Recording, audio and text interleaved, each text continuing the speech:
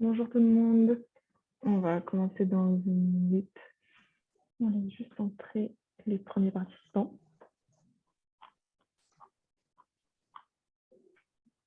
Ok.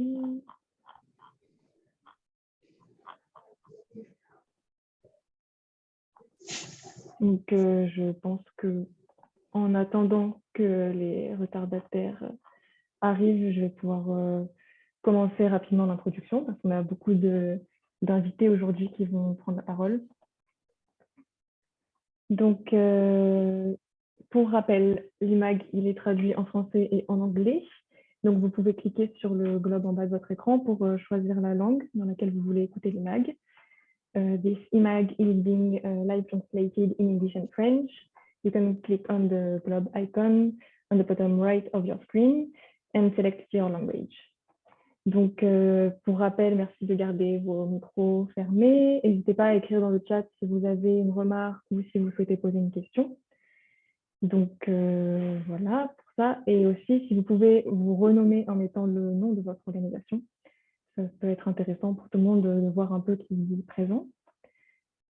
Sinon, bonjour et bienvenue à toutes et à tous pour cette image sur le thème bâtiments et construction durable en Afrique, qui apportera une attention particulière à l'accès au financement dans ce secteur.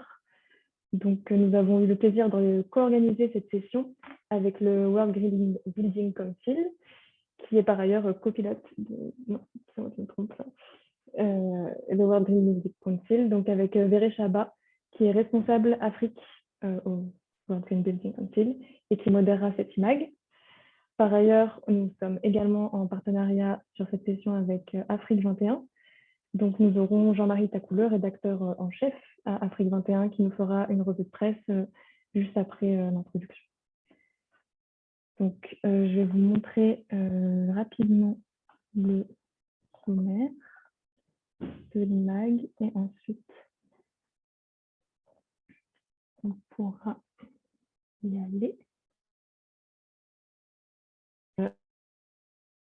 Revue de presse de Jean-Marie Tacouleux sur les actualités du secteur.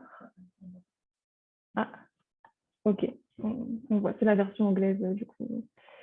Donc, après la revue de presse de Jean-Marie Tacouleux sur les actualités du secteur du bâtiment durable en Afrique, on écoutera un petit peu Véré Chaba qui va introduire la session et modérer la suite de la session. Donc, Conrad Sanama, spécialiste des bâtiments verts à la Société financière internationale, parlera du financement de la transition des bâtiments pour les acteurs non étatiques du secteur privé et des dispositifs qui leur sont proposés par son organisme. Donc, on lui fait aussi une petite mention spéciale aujourd'hui parce qu'on sait que c'est un jour férié en Côte d'Ivoire. Donc, il travaille un peu pour nous, malgré tout.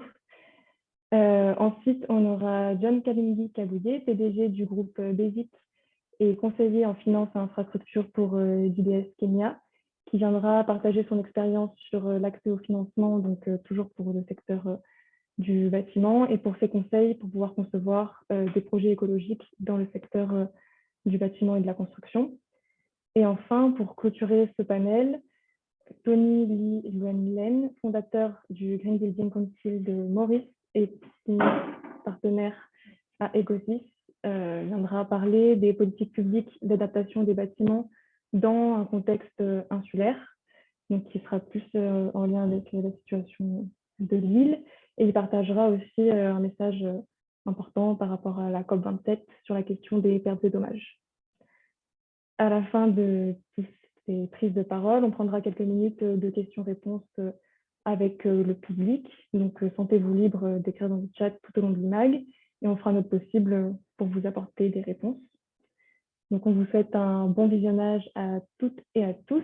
Et je vais commencer par donner la parole à Jean-Marie Tacouleux, rédacteur en chef d'Afrique 21, qui va nous parler de l'actualité du secteur. Et ben voilà, Jean-Marie, je vais vous laisser prendre la parole et nous dire un peu ce qui a retenu votre attention sur les news ou dans la presse par rapport au secteur bâtiment et construction.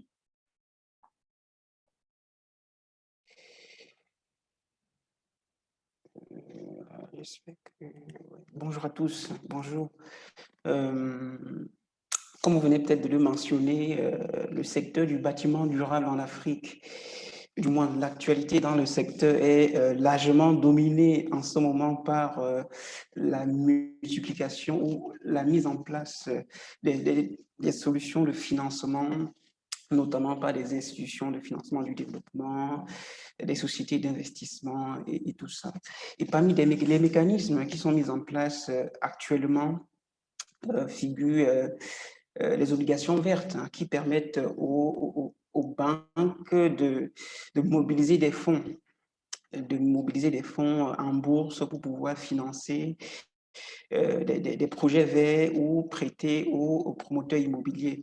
Et donc, la plus récente opération a été enregistrée il y a quelques semaines encore, hein, en Namibie, où la First National Bank, c'est une banque commerciale, une filiale en fait de la National Bank d'Afrique du Sud, a donc émis l'obligation verte avec pour but de mobiliser 24 millions de dollars et dont le produit de cette transaction devait permettre d'accorder des micro-prêts, des micro-crédits aux promoteurs immobiliers afin de financer la construction des bâtiments durables en Namibie, sachant que dans ce pays où la sécheresse est très prononcée, où le climat est très aride, il faut construire des bâtiments en respectant certains canaux que les spécialistes autour de cette table maîtrisent mieux que, voilà, que des journalistes comme nous.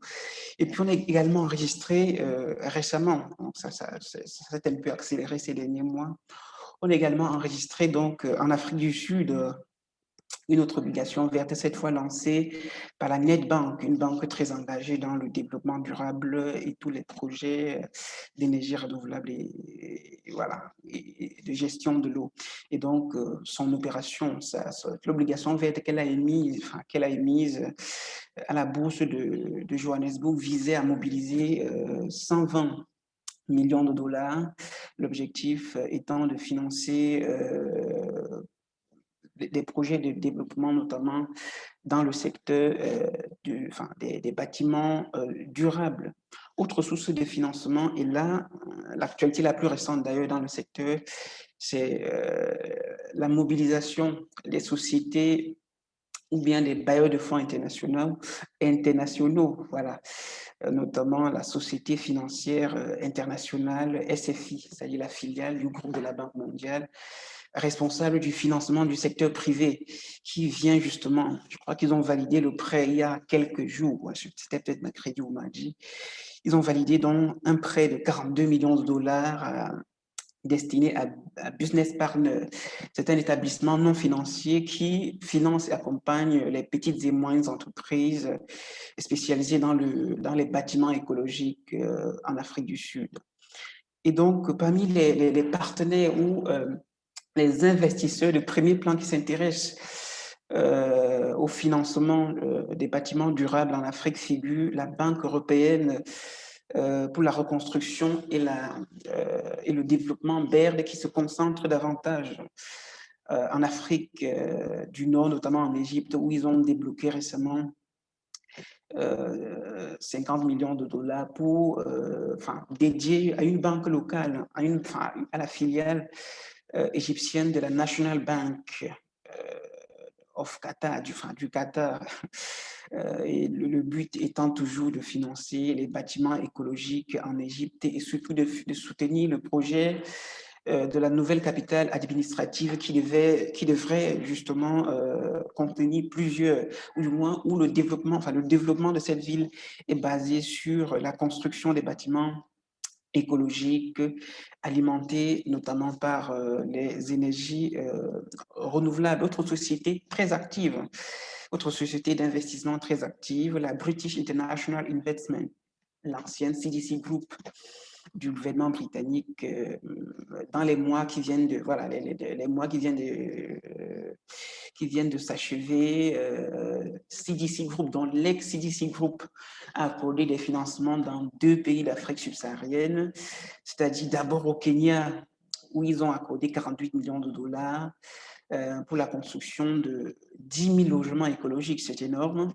Et en Afrique du Sud, c'est-à-dire plus en bas, en Afrique du Sud, dont ils ont accordé 36 millions de dollars à Diversity Urban Property pour la construction de 2500 unités résidentielles écologiques dans la ville de Johannesburg. À côté donc, de ce dynamisme observé dans le financement des bâtiments écologiques en Afrique, on assiste maintenant à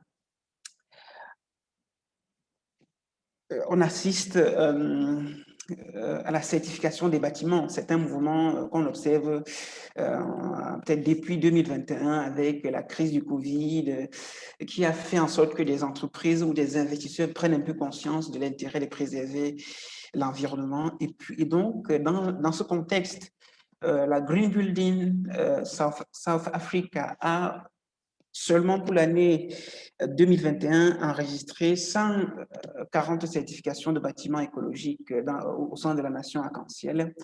L'organisation s'est basée essentiellement sur 3 outils que les spécialistes autour de ce plateau, dans cette réunion, maîtrisaient mieux que moi, notamment le label Green Star, l'Energy Water Performance et surtout l'Excellence in Design for Grid Efficiency, EDGE, de la Société financière internationale que Viré devrait maîtriser mieux que moi, une fois de plus.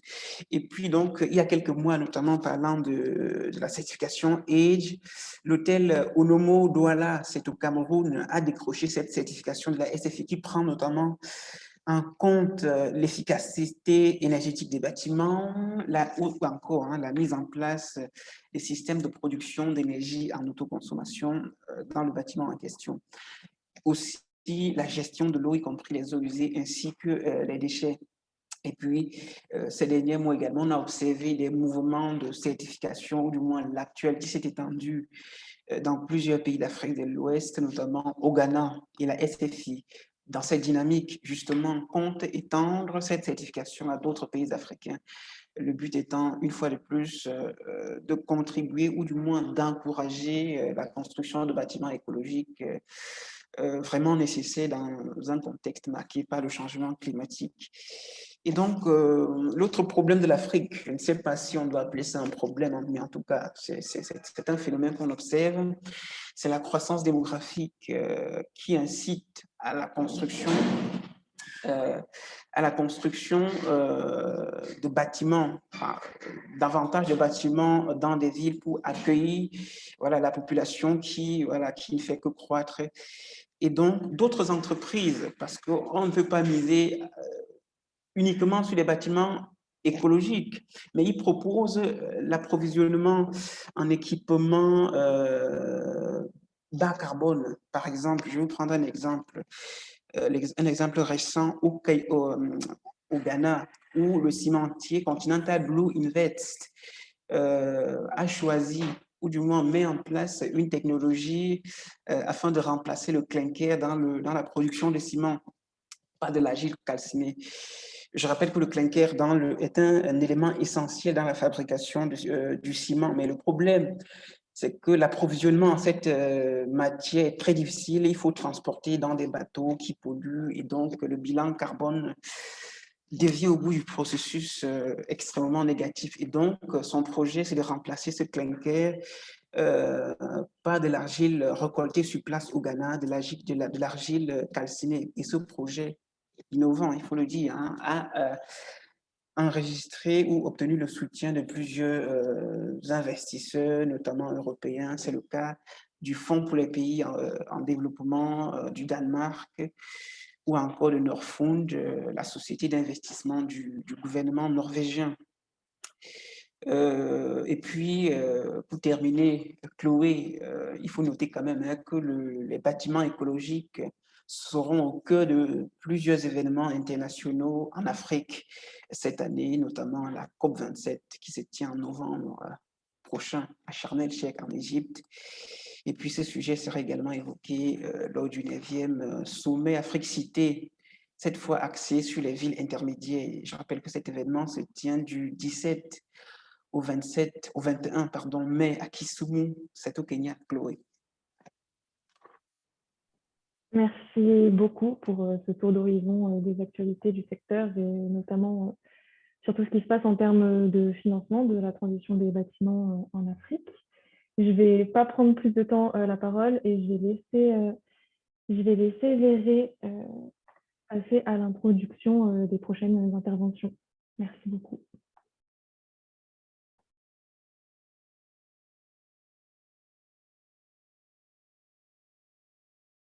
Véré. Okay, great. Thank you. And thank you so much, Jean-Marie, for that kind of Merci beaucoup, Jean-Marie. Merci pour tout ce qui a été dit. Alors, je salue tous ceux qui nous ont rejoints. Je sais que certains se sont déjà présentés. Merci d'avoir noté aussi dans le chat de nous dire de quel pays vous venez. Je vois le Ghana, le Nigeria, le Sénégal.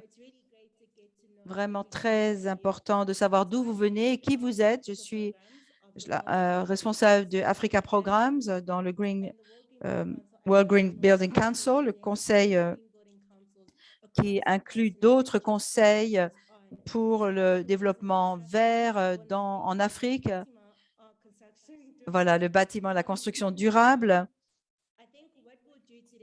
Ce que nous faisons aujourd'hui, c'est vraiment de parler de ce qui se passe sur le terrain, comme l'a fait Jean-Marie. Nous avons de très bons intervenants qui vont nous parler de la perspective de l'accès au financement.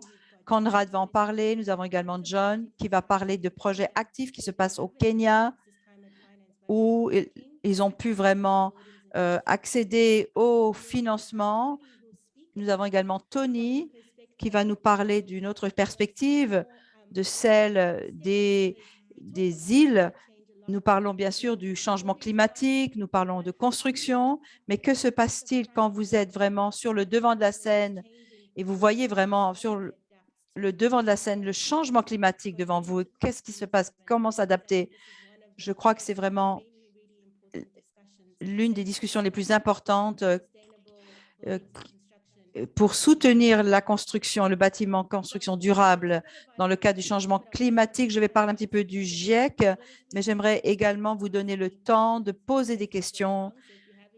Donc, si vous avez des questions, n'hésitez pas à les mettre dans le chat. Simplement, ici, vous avez un lien vers un article qui a été écrit récemment qui parle du rapport donc, de GIEC. Le GIEC parle ici du changement climatique et ce que nous devons mettre en priorité. La réponse ou les réponses que nous avons eues en tant qu'Afrique et quand nous regardons cet environnement, c'est que c'est le moment de le faire, c'est maintenant ou jamais. 40% des émissions qui ont un impact sur le changement climatique viennent de l'extérieur et il nous faut voir plus de développement durable. Comment avoir des projets de plus en plus ambitieux qui vont minimiser l'empreinte carbone? Comment également utiliser nos bâtiments? Nous devons aussi aborder la question d'une collaboration. Tous ceux qui sont ici aujourd'hui, peu importe votre pays d'origine, nous devons apprendre à collaborer ensemble. C'est ainsi que nos conseils donc, pour le développement durable et vert se mettent en place. Comment développer nos collaborations pour communiquer avec les industries, avec les gouvernements et avoir ce genre de conversation. C'est vraiment maintenant ou jamais. Quand il est question de la construction du développement durable et des constructions durables et des solutions critiques pour contrer le changement climatique. Donc, je vous passe la parole. Je passe d'abord la parole à Conrad. C'était une courte introduction. Conrad est un spécialiste en construction verte à la coopération internationale financière et nous aimerions qu'il puisse nous en dire un peu plus sur la question financière et comment l'IFC peut soutenir les acteurs africains dans cette transition vers les pratiques de développement et de construction durable. Conrad, comment vas-tu? Très bien, merci. Très ravi d'être avec vous. Bonjour à tous. Heureux de participer. Je vais parler en français, je pense. Je pense que la plupart de nos auditeurs sont francophones.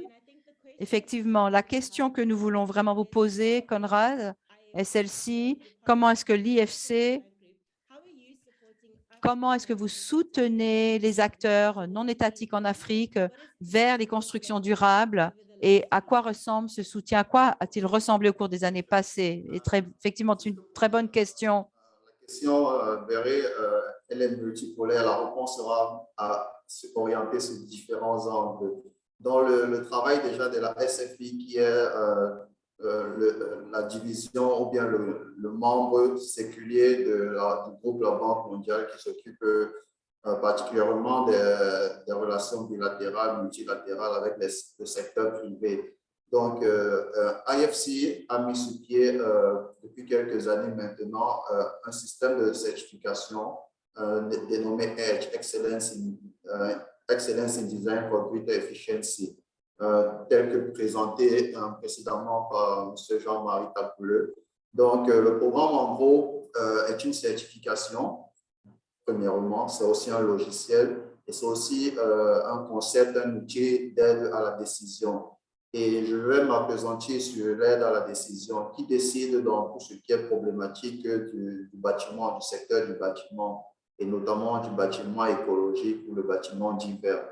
C'est plusieurs couches qui vont quitter des États, c'est-à-dire l'institutionnel, aux promoteurs de projets, et eux aussi, en accord, bien sûr, avec leurs établissements financiers ou les investisseurs, ceux qui pourvoient les capitaux. Et maintenant aussi, les professionnels du bâtiment, j'entends par cela les entreprises de construction, les architectes, les techniciens du bâtiment, les techniciens en énergie, et tout cela au finish pour pouvoir délivrer des actifs ou alors des bâtiments décarbonés au maximum et avec une légère empreinte ou alors une empreinte de carbone réduite ou alors contrôlée à une clientèle finale.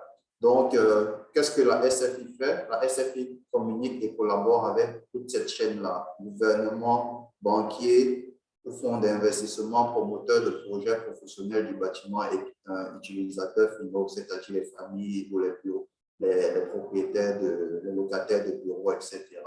Donc, au niveau institutionnel, tout ce qu'on fait est du renforcement des capacités, c'est-à-dire c'est de la formation, c'est de l'information, le partage des bonnes pratiques et aussi le renforcement des codes de construction. Les codes de construction, par expérience, on s'est rendu compte qu'ils existent dans la majeure partie de nos pays, et notamment les pays francophones d'Afrique. Ils existent, mais très souvent ne sont pas mis en application ou alors renforcés. Donc, une de nos missions est de pouvoir travailler en étroite collaboration avec les gouvernements, pouvoir renforcer cela et aussi faire un peu plus, inciter maintenant les promoteurs, je redescends maintenant à la deuxième ligne d'intervention, les promoteurs, à pouvoir construire de meilleurs bâtiments, de meilleurs actifs immobiliers. Dans bâtiment, on parle ici là, de tout ce qui est du résidentiel, social, économique, abordable, tout ce que vous dites, luxueux, classe moyenne et tout cela. On parle aussi dans le secteur hôtelier, on parle des hôpitaux, on parle aussi même des entrepôts, notamment de stockage ou alors des industries légères. C'est pas cela. C'est dans les États, le gouvernement, l'institutionnel, après avoir été formé, renforcer les capacités, après avoir reçu un certain nombre de données, en collaboration avec la SFI, encourage ces acteurs-là qui sont les promoteurs à pouvoir construire de meilleurs édifices, de construire écologiquement. Et l'unique moyen de construire en respectant certaines normes et certaines règles écologiques est de pouvoir aussi avoir l'écosystème qui, lui, est, comment on dit, contrôlé ou alors mis sur pied par l'État. Donc, et pour que le promoteur, lui, avec qui nous on communique, qui a reçu l'information de l'État, puisse se relier vers ce type de construction qui ne c'est pas réellement nouveau, mais ça devient de plus en plus exigé et demandé par la masse. Il aura forcément besoin de l'apport financier. Et qui dit apport financier, on pensera aux banques, aux fonds d'investissement, tous ceux-là qui sont en mesure de mobiliser les capitaux et de mettre à disposition ces capitaux financiers pour les promoteurs afin qu'ils puissent réaliser leurs projets qui, in fine, seront eux aussi notamment écologiques au travers d'une certification. Donc, la SFI aussi travaille donc en étroite collaboration avec les établissements financiers et les fonds d'investissement. Avec eux, du moins avec elles, avec ces établissements, avec eux, il est plus question de renforcement de capacité initialement, parce que tout part par le renforcement de capacité. Qu'est-ce que j'entends par renforcement de capacité? C'est la formation du personnel, c'est l'information du personnel, c'est la mise à niveau des plateformes de travail.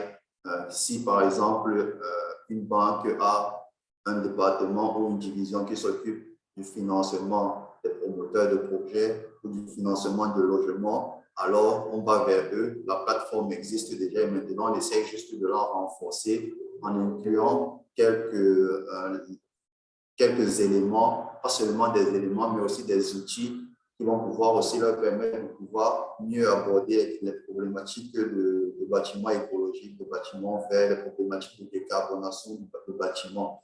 Donc, c'est ce renforcement de capacité qu'on fait. Et il y a ça, c'est un aspect. L'autre aspect est bien entendu, je ne suis pas réellement de ce volet-là, mais parce que principalement la SFI aussi, une institution d'investissement, c'est le mécanisme de mise à disposition de nouvelles formes de financement pour le bâtiment. Donc, dans ce cas-là, qu'est-ce que maintenant les banquiers et les promoteurs, en collaboration avec les promoteurs sous le chapeau de l'État font, c'est que on est avec, bien entendu, l'apport et le support de la SFI, on incite beaucoup de masse de clients à pouvoir faire certifier leur projet. Ça peut être juste une simple villa ou alors tout un grand bâtiment de plusieurs typologies. Un complexe hôtelier avec un restaurant, avec par exemple des appartements privés, ainsi de suite. Donc, on incite tout le monde à pouvoir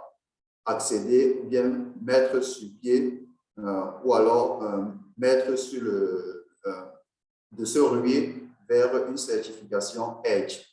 Parce que EDGE, je l'ai dit un peu plus tôt, est une certification. Et pourquoi est-ce qu'il faut déjà faire certifier? Il faut faire certifier parce que pendant le processus de certification, l'équipe de concept ou alors l'équipe technique, les professionnels du bâtiment ont l'opportunité et la possibilité d'ajuster leur concept, leur design et de le mettre à niveau pour pouvoir, par exemple, consommer moins d'énergie lorsque le bâtiment sera en opération, ou alors, par exemple, consommer moins d'eau, ou alors aussi réduire l'empreinte carbone des matériaux de construction utilisés. Donc, c'est ce EDGE, qui est une certification, s'appuie sur 3 grandes mesures. La réduction en consommation d'énergie, la réduction en consommation d'eau et la réduction en énergie grise, l'énergie intrinsèque contenue dans les matériaux de construction. Cela a été mentionné un peu plus tôt par Jean-Marie Tapouleux. Donc, que par exemple, le clinker, il est utilisé pour fabriquer du ciment. Et la production du clinker et son transport sur site, forcément, nécessite d'utiliser des bateaux, d'utiliser des camions, d'utiliser de l'énergie et, in fine, d'émettre des gaz à effet de serre, donc d'augmenter notre empreinte carbone globale. Donc, nous, le but est de pouvoir utiliser des matériaux, par exemple, locaux, avec une faible empreinte carbone et de toujours rendre un bâtiment beaucoup plus efficace, in fine, aux clients ou alors aux promoteurs. Donc, EDGE s'appuie dessus et la certification en elle-même est utilisée maintenant, je reviens sur le côté financier, par les établissements financiers. Ça peut être des établissements de développement, ça peut être des banques commerciales, ça peut être des fonds d'investissement pour pouvoir accéder à des capitaux. Conrad, I know we could probably chat about this for so long, and I really want to have time to be able to really delve deeper. So I think, Chance, I think we might need to have another session. It's just a discovery session on EDGE. Pardon, donc il nous faudra couper court parce qu'on pourrait parler de cela pendant très longtemps, évidemment, parler de EDGE très, très longtemps, mais pour essayer de résumer ce que vous avez dit, donc l'accès au financement, simplement avec la certification EDGE et cette collaboration qui se passe avec tous les acteurs, mais vous dites que ce n'est pas encore forcément pas tout à fait mis en place. Peut-être en une minute, quelles sont les barrières, quels sont les obstacles, qu'est-ce qui empêche la mise en place de ces certifications pour justement le développement vert? Ensuite, on parlera avec John qui peut-être nous donnera des exemples de ce qui a déjà été mis en place, des principes qui ont déjà été mis en place. Alors vraiment, en 60 secondes, désolé, on est un peu pris par le temps. Oui, no problem, Barry. Donc, quelles sont les barrières? Les barrières sont plus institutionnelles, à mon avis, et aussi le changement complet des habitudes, de nos vieilles habitudes en termes de construction, de méthodes de construction. Et les barrières aussi sont le renforcement, comme je l'ai dit plutôt, des codes de construction. Une fois que cela sera fait, je pense que la possibilité de trouver de meilleurs financements, de meilleurs taux d'intérêt va se faire de façon complètement organique, de façon complètement naturelle. Donc, et nous, je vais laisser mon email, nous, de PSFI, dans la zone francophone, Côte d'Ivoire, Cameroun, Sénégal, Burkina et tout. On accompagne les clients du début jusqu'à la fin. Donc, et voilà, nous restons disponibles pour cela. Okay, thank you. Thank you so much. I know. We don't have enough Désolé, je sais, on n'a pas assez de temps, effectivement, vraiment désolé.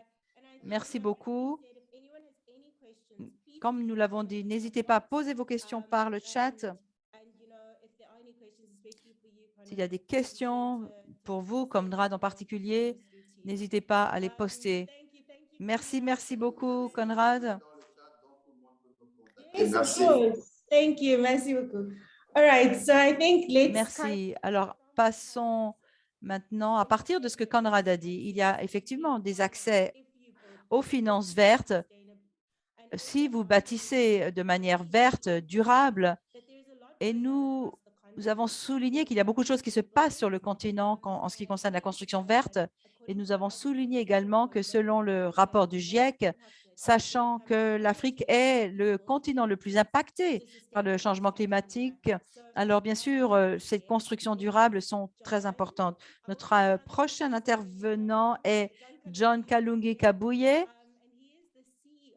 qui est le PDG de GPS et BESIC, qui fait beaucoup de choses aussi avec le Kenya ou avec le GBS. John, à partir de ce qui vient d'être dit par Conrad, est-ce que vous pourriez partager un petit peu avec nous votre expérience pour l'accès aux finances, pour la construction, pour les bâtiments en Afrique? Merci, vous avez la parole. Merci Vera, merci pour l'occasion qui m'est donnée. Bonjour à tous ceux qui nous ont rejoints. Je suis donc John Kabuye. Je vais parler d'abord en tant que consultant impliqué dans l'accès, l'aide à l'accès aux finances, les barrières, les obstacles, quels sont les obstacles à l'accès au financement.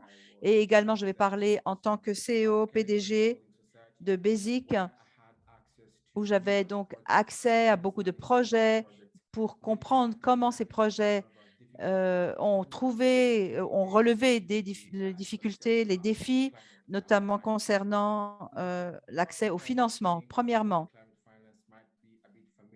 Alors, peut-être que l'accès au financement est peut-être familier à la plupart d'entre nous. L'accès au financement vert, ce sont des finances privées ou toutes sortes de financements, tant que cela est ciblé vers des projets écologiques qui adressent la question du changement climatique, qui adressent la question des réglementations écologiques et qui sont également des opportunités économiques pour les communautés dans lesquelles ces projets sont mis en place. Les finances privées peuvent être des prêts, peut-être des investisseurs qui veulent investir dans des projets écologiques pour contrer les questions climatiques. Au Kenya, nous avons plusieurs projets qui ont pu avoir accès à ces financements. Lorsque c'est le cas, bien sûr, il faut répondre à certains critères, certaines conditions pour pouvoir y prétendre. Première question. Le projet est-il réellement durable? À quelle hauteur et à quelle hauteur? Est-il vraiment écologique? Et bien souvent, beaucoup de ces projets ne sont pas forcément à la hauteur de ces critères. La plupart du temps, les pays dans le monde ont fait de leur CDN en fonction du changement climatique. Alors, si c'est le cas, vous devez vraiment veiller à cela. Votre projet doit au moins adresser cette charte des CDN.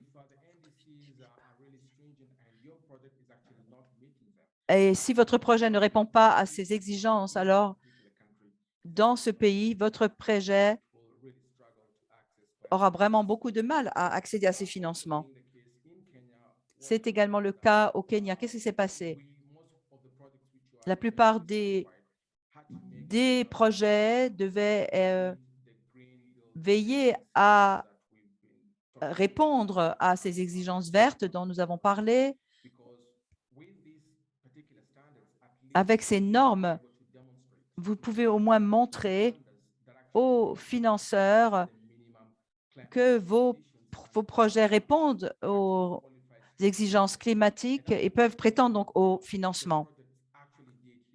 C'est ce que nous avons fait ici au Kenya.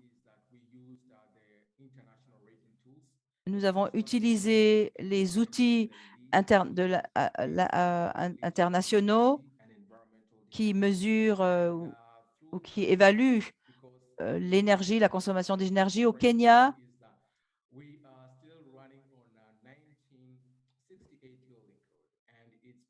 nous utilisons encore des codes anciens qui sont vraiment dépassés, des codes de construction qui ne peuvent pas nous conduire dans la bonne direction et qui ne nous aident pas justement à lutter contre le changement climatique et à accéder au financement climatique.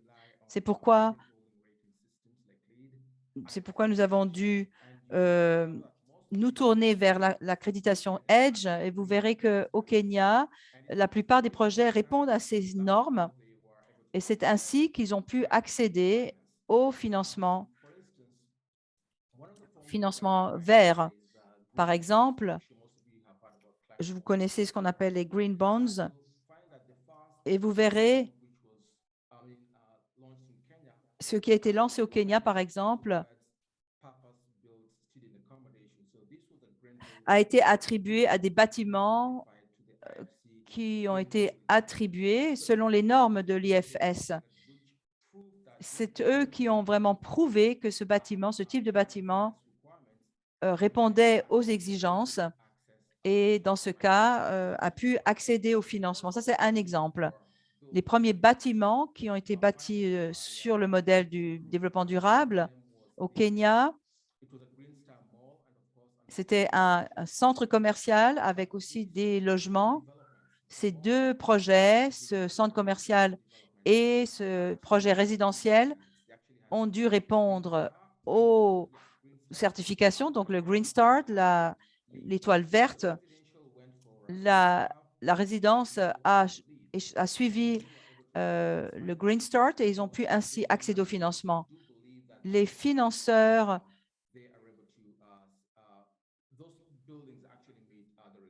ont vu que ces bâtiments répondaient aux normes.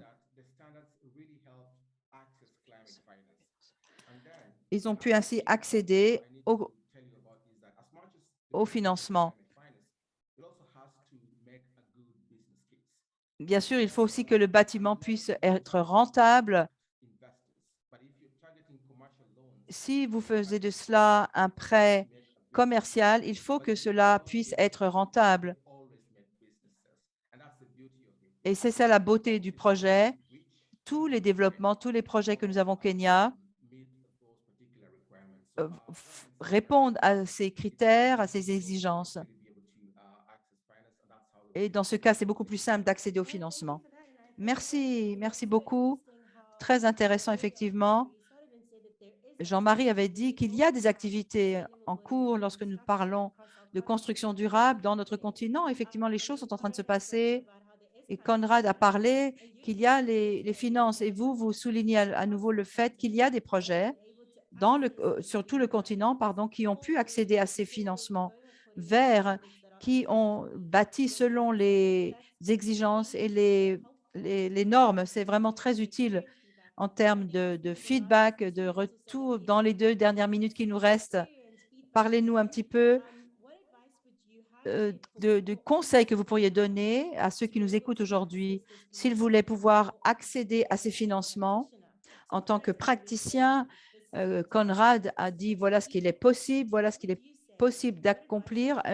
Quels seraient les conseils que vous nous donneriez pour ceux qui nous écoutent et qui aimeraient pouvoir accéder à ces financements dans le domaine de la construction et du bâtiment durable?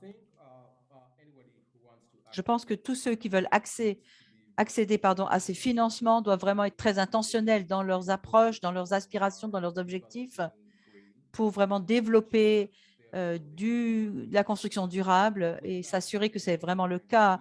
Une fois le but, l'objectif établi, vous pouvez ensuite développer vos cibles et une fois que les cibles sont établies, c'est beaucoup plus simple.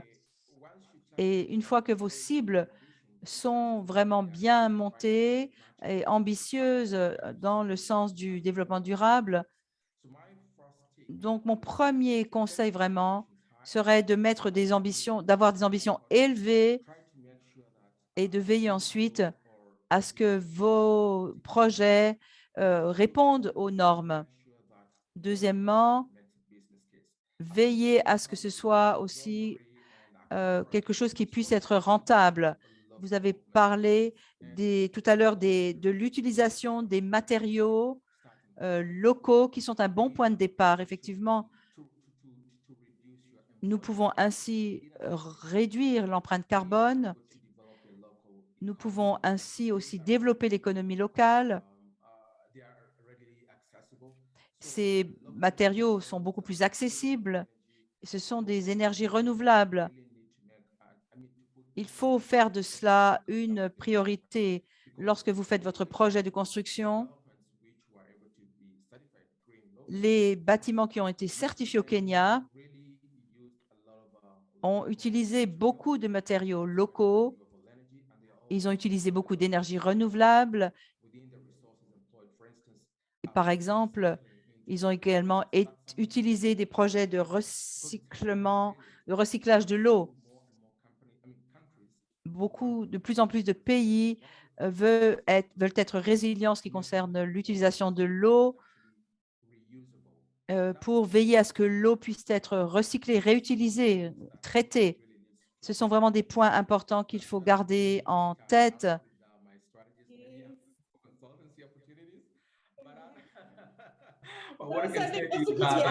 Malheureusement, nous n'avons pas assez de temps pour parler des autres points. On peut vraiment bâtir sur ces points et avoir d'autres idées. Je vous redonne la parole. Merci. Conrad m'a envoyé des messages qu'il a mis maintenant sur le chat. Il y a tellement d'exemples partout sur le continent africain, en Côte d'Ivoire, par exemple, au Kenya. Il y a des gens qui sont avec nous du Ghana, du Nigeria, qui ont aussi des exemples. Donc, je pense que vraiment ce mouvement est en route. Merci, John. Désolé, nous n'avons pas assez de temps. Je repasse la parole. Nous passons de la Côte d'Ivoire au Kenya maintenant. Et maintenant, nous passons à l'île Maurice avec notre prochain invité. Merci, John. Notre prochain invité.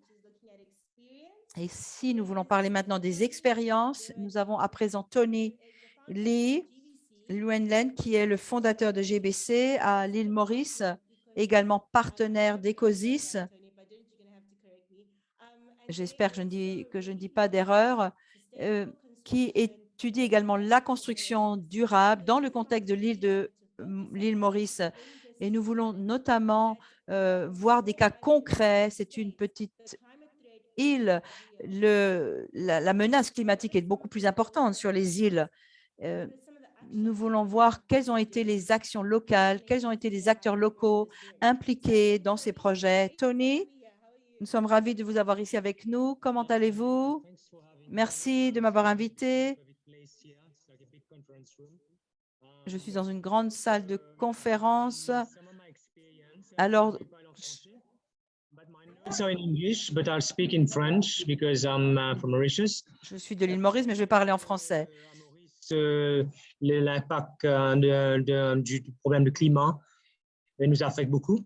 On a les inondations, les pluies torrentielles, la sécheresse parce que la pluie ne tombe plus dans les endroits où ça tombait auparavant.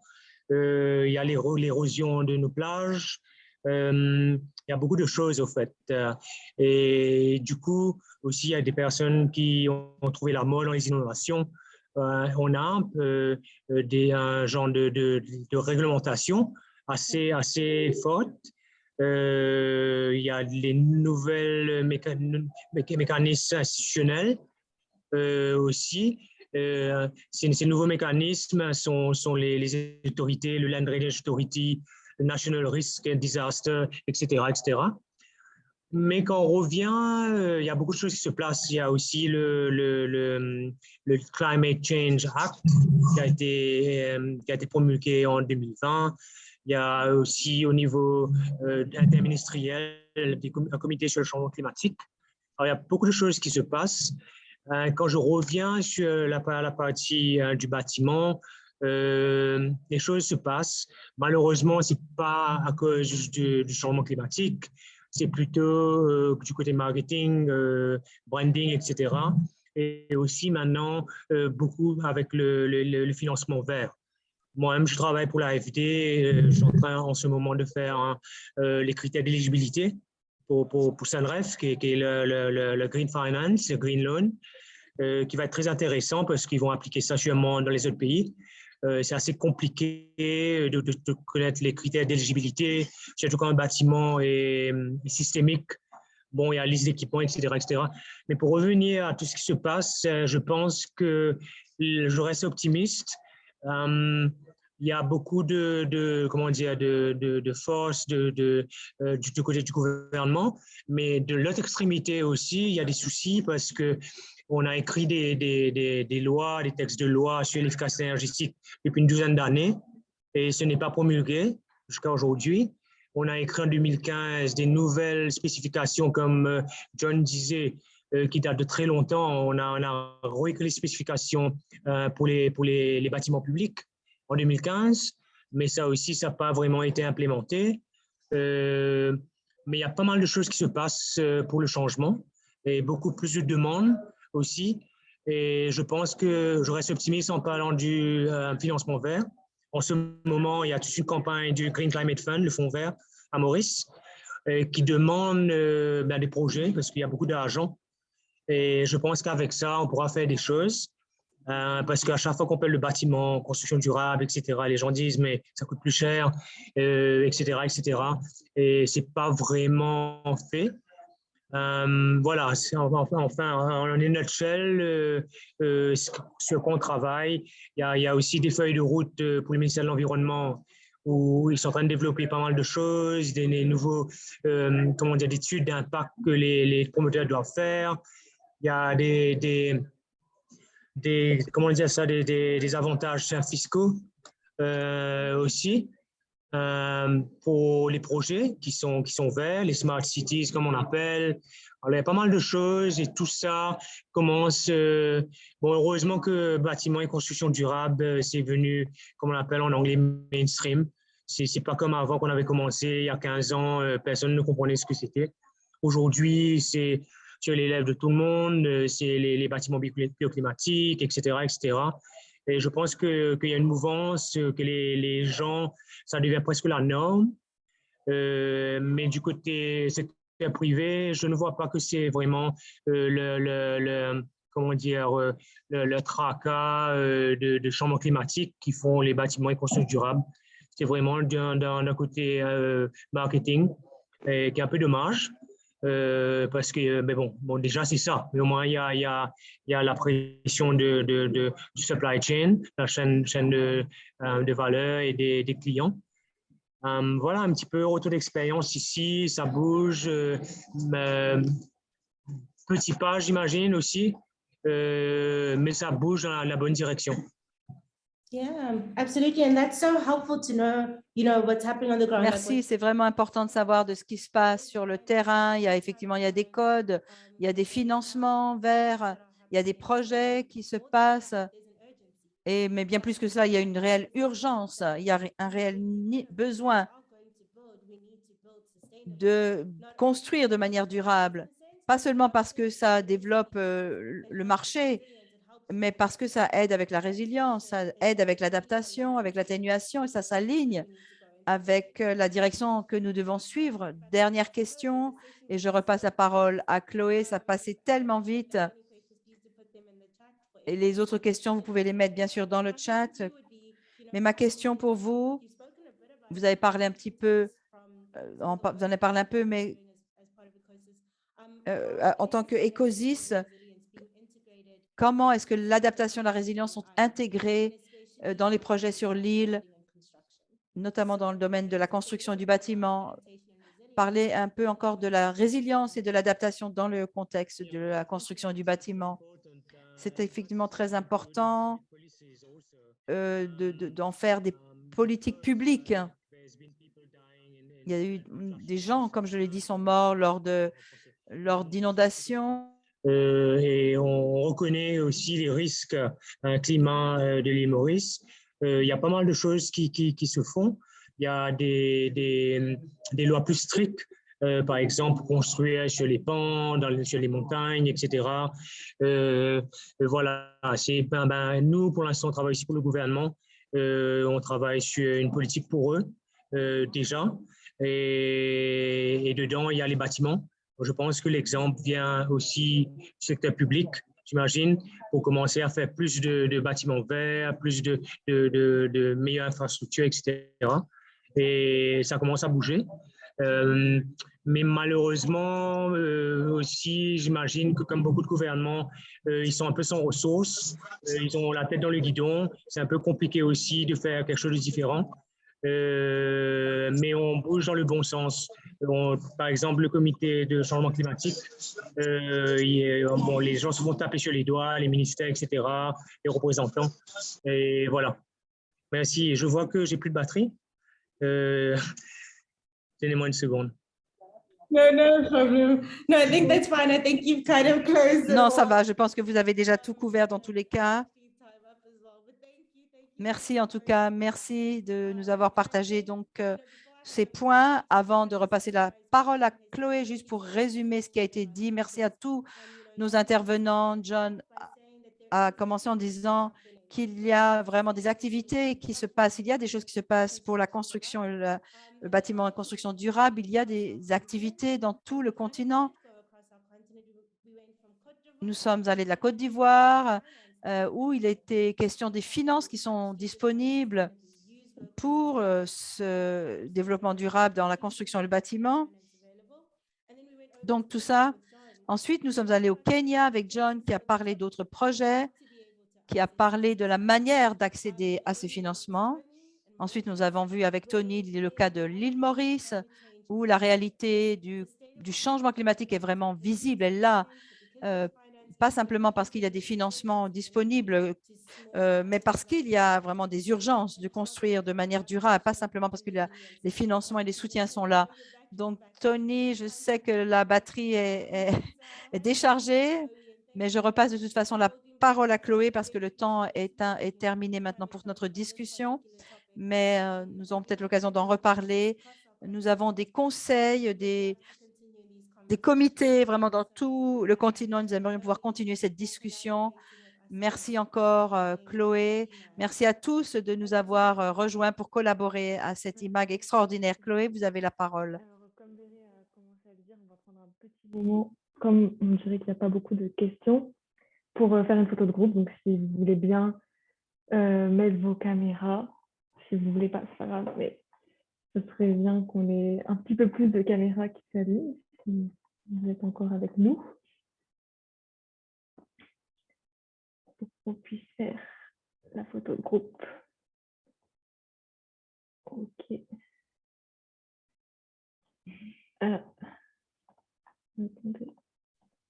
And it's always so nice to see everyone's faces behind the screen. So C'est super de voir les visages de tout le monde derrière vos écrans. C'est vraiment une très bonne chose. J'en ai une bonne.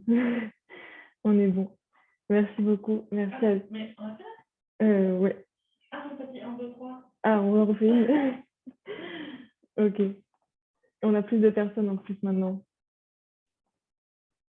On dit 1, 2, 3. Voilà. Ok. Ok. Du coup, merci. La photo est dans la boîte. Et encore un grand merci à tous les participants, à tous nos intervenants qui ont été d'une grande qualité et également à l'interprète qui était présente avec nous pendant la session. Pour information, vous trouverez dans la version MAG qui sera bientôt publiée sur notre site et qui vous sera aussi envoyée par mail, une petite rubrique qui a été rédigée par la Global ABC à propos de leur prochain rapport qui sera sur le thème des bâtiments et constructions durables. Donc, ils n'ont pas pu être présents avec nous aujourd'hui, mais ils vont contribuer à la version écrite. Et on vous rappelle aussi qu'on pourra bien sûr se rencontrer lors de notre prochain sommet africain qui aura lieu pendant la semaine de la mobilité durable et du climat à Dakar. Ce sera entre le 3 et le 6 octobre 2022. Donc voilà, venez, on vous attend nombreuses et nombreux. Et encore merci d'avoir été présents aujourd'hui. S'il n'y a plus aucune question, je pense qu'on peut se dire au revoir. Mais n'hésitez pas à nous contacter par mail si quelque chose vient après. Merci beaucoup. Merci, au revoir. Merci. Au revoir. Salut. thank you. Au revoir.